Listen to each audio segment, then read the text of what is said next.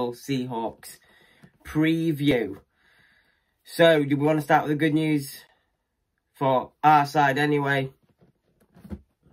That Tamer and Sevic will not be playing, as I've heard through the grapevines, that they haven't got their work permits in time. So that's great news for our side of things, as they're two quality players that could have caused damage on any day, which now I think leaves the Hull Seahawks a little bit empty up top, because we were relying on them two to give them the sparks and the goals. I'm not saying there isn't people that can't do that, but they were the main two. You've got Fisher, Davis. They can have goals, of course they can, but them two were key to helping them also deliver goals and help assists, etc. But from our side, the open training session went really well on Monday. We were playing some good, fast hockey, which was nice to see. Some of our new signings were there, especially the youngsters were playing well. Hodgkinson had a good training session. Barden, very good as well. James is another one to keep an eye out for. His shot's electric. And as soon as he starts firing that net, I don't think he'll stop scoring. And there was many more. They all played extremely well. And you import Brooks was there. He's going to be class on his day, you can just tell. And we're looking good. We're looking ready for the season. I hope your team's ready for us, because we certainly ready for you. But getting back to Hull, I don't know how this was going to play out. We've never played Hull. Hull have never played anyone, so they don't know their style of play yet. We've got a style of play, so that gives us an advantage again.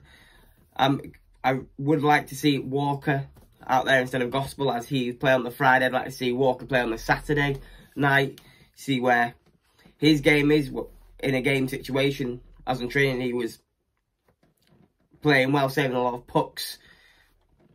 He did get done again by Brown with his little spinner-armour thing that he does. Also for Walker, he needs to get some redemption somewhere along the line, doesn't he, against Kieran Brown? But he's never going to be able to do it when they're playing on the same team. That did make me giggle. I do feel sorry for him. But this game is going to be one to keep an eye out for.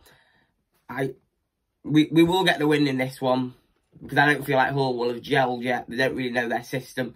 They've not got two of their key players in the forward line. Saying that, though, their keepers are good in McLaughlin, Smith and Warburton. I'd go McLaughlin in this, because McLaughlin's, a lot of people are saying he's good. He's experienced, quite young, but experienced in levels. Again, with the defence, it's got quite a few of our players in there. In Chilcott, Streetley. They've got players like Willocks and Balmer. But that could leak a little bit more than you want to. That's all I'm going to say with that. Because we know from last year's experience with some of our defencemen, it wasn't always nice and easy.